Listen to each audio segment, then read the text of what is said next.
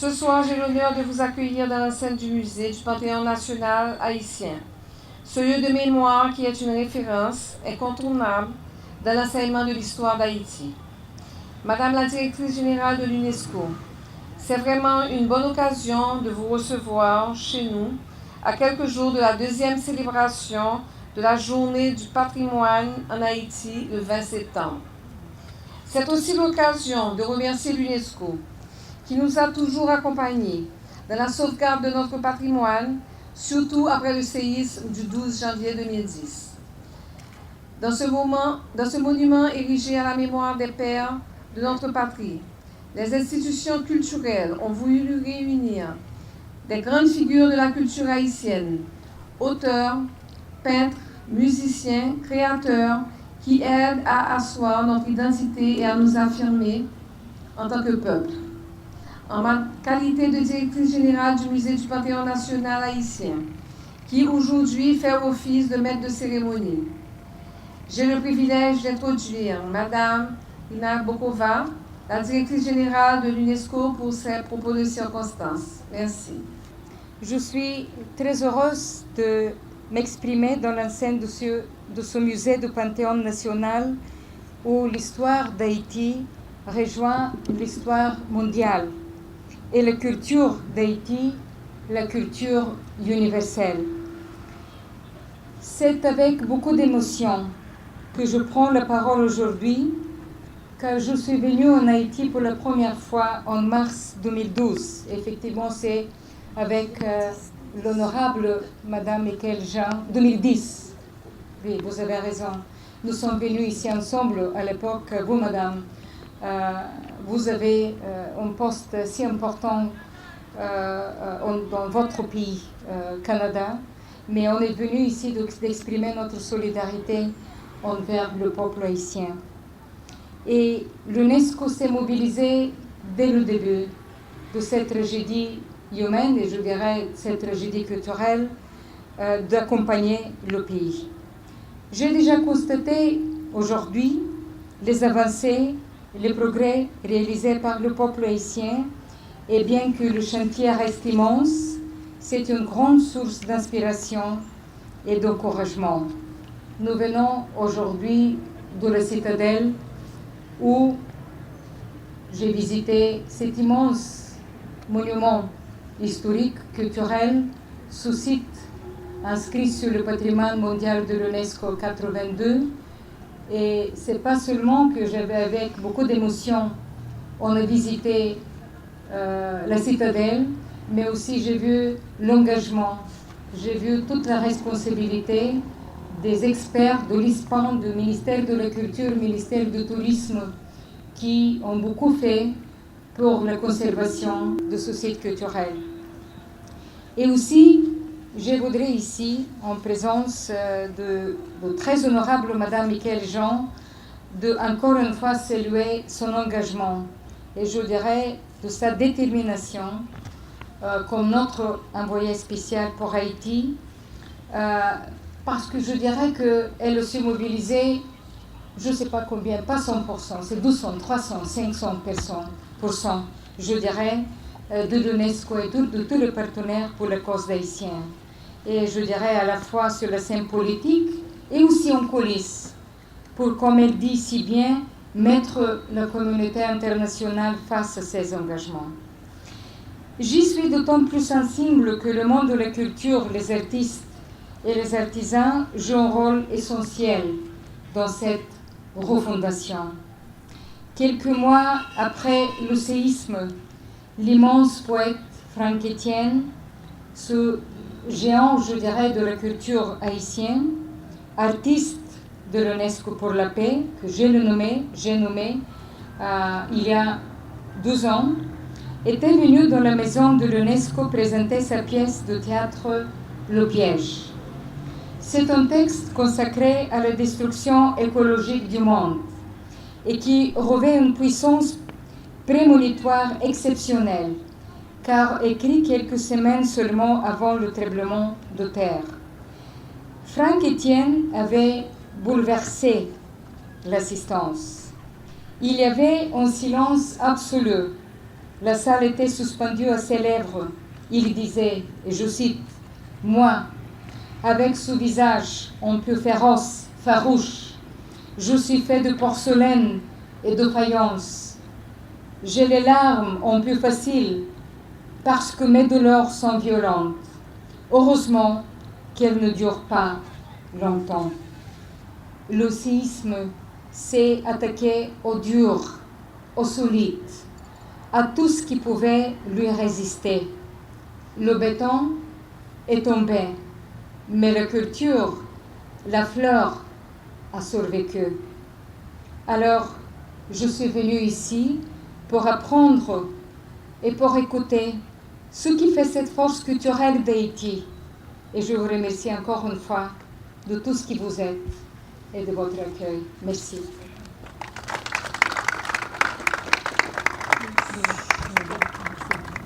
Je suis parmi vous pour le bonheur de célébrer tout ce que nous avons à offrir à ce pays que nous aimons.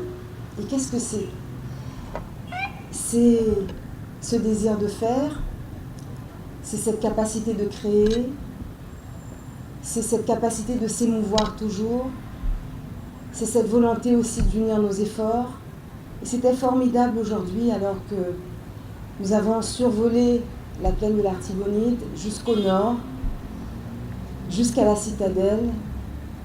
Et j'ai eu le bonheur de voir avec les équipes d'ICOMOS, de l'ISPAN,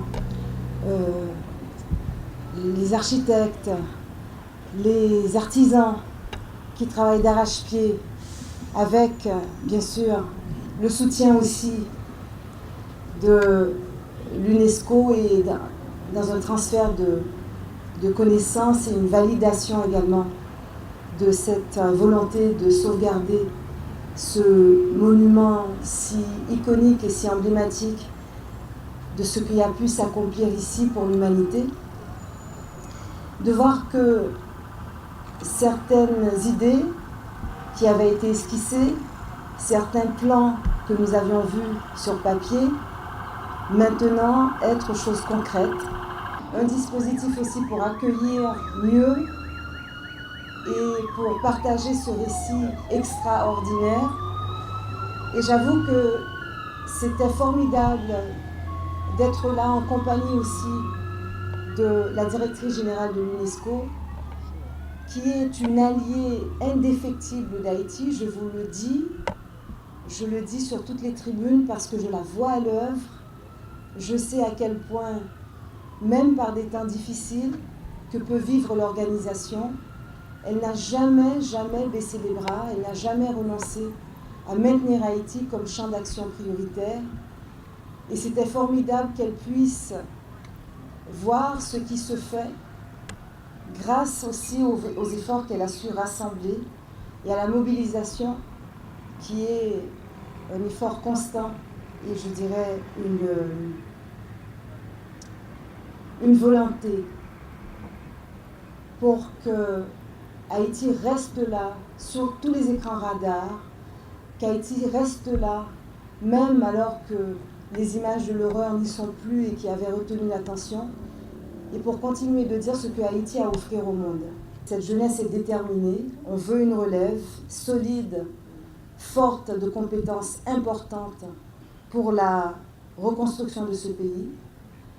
Et je vous demande de garder en tête une chose. Ces étudiants attendent encore des résidences où se loger convenablement. J'aimerais que nous puissions aussi nous mobiliser pour que cela se passe au plus vite. Je ne peux m'empêcher que d'avoir cela à l'esprit, de le partager avec vous, parce qu'il faut le dire. Il faut le dire. Et c'est une façon aussi de respecter notre jeunesse. Nous qui attendons tant de ces leaders forts, pas pour seulement l'avenir, mais dès maintenant, pour le présent. Donc des solutions sont à trouver. On continuera d'y travailler. Voilà. Merci beaucoup. Ces institutions qui dépendent toutes du ministère de la Culture ont le privilège de travailler avec l'UNESCO depuis plusieurs années sur différents dossiers pour la préservation, la mise en valeur de notre patrimoine matériel et immatériel, de notre culture, mais aussi pour le partage des savoirs, la création de richesses à partir de la culture, la protection du droit d'auteur. C'est ainsi que l'année dernière, nous avons reçu à 2 reprises des experts de l'UNESCO qui ont travaillé avec nous pour faire un état des lieux de la question du droit d'auteur et des droits connexes en Haïti. Grâce aux travaux de ces experts, nous avons pu ouvrir des perspectives intéressantes dans le domaine du droit d'auteur qui a fait une belle et nette avancée en Haïti depuis quelques mois. Tous ceux qui sont dans cette salle ce soir et de plus en plus à travers le pays savent que les questions de droit d'auteur sont incontournables dans le développement, qu'elles revêtent un caractère structurant et qu'il est très urgent d'octroyer dans notre pays un statut économique aux artistes pour que la création continue à bien se porter et justifier tous les espoirs que nous plaçons en elle. Nous sommes très très fiers des créateurs haïtiens. Ils arrivent malgré les catastrophes naturelles, turpitudes sociales et politiques de tout genre, à imposer de manière positive la République d'Haïti dans les médias internationaux et dans les imaginaires. L'exemple le plus récent date d'ailleurs de 4 jours seulement, où le chanteur Jean-Jacques Roosevelt a été lauréat du concours de chansons au 7e jeu de la francophonie et gagnant du prix TV5 Monde. Plus que jamais, la médaille d'or, s'il vous plaît. Donc, plus que jamais, nous devons œuvrer pour que les créateurs haïtiens puissent vivre de leurs droits et nous sommes contents d'avoir le soutien de l'UNESCO dans le travail que nous effectuons. Mais ce n'est pas juste une affaire de on nuit, c'est pour une affaire d'une soirée. Ce n'est pas l'histoire d'une soirée, d'une nuit, mais patrimoine dans son question pour nous vivre avec tous les jours parce que nous avons un devoir. On a un devoir parce que c'est un héritage patrimoine, un héritage de nos ancêtres, un héritage de quelqu'un, un héritage de beaucoup d'énergie et d'énergie. Et nous avons droit et nous avons devoir pour partager et de protéger le patrimoine ça pour tout le monde, pour nous protéger pour nos enfants, pour les autres. C'est la transmission. On parle beaucoup du PCI à l'UNESCO, on parle beaucoup de NTC à l'UNESCO, mais nous-mêmes, nous autres dans le vaudou, nous-mêmes dans le vaudou, nous laissons ça transmettre petit. Dans nos hôtels, qu'on appelle les P vaudou, nous toujours des petites pierres. On a toujours les pierres des Indiens, des Taïnos. Nous toujours des assiettes marassa, les savoir-faire des Taïnos. Nous autres dans le vaudou, on les garde. Et au jour d'aujourd'hui, ça fait 1 an que je dirige le Bureau national d'ethnologie, à part que la présidence, je pense que l'UNESCO nous a beaucoup aidés. On vient de réaliser une série télévisée de 9 séries de contes traditionnels pour protéger, pour transmettre à nos enfants. Ça faisait 8 ans que nous avons gagné un bulletin grâce à l'UNESCO qui s'est un partenaire privilégié nous réalisons un bulletin de 600 pages. Alors pas un bulletin encore, son livre, un double volume de 600 pages.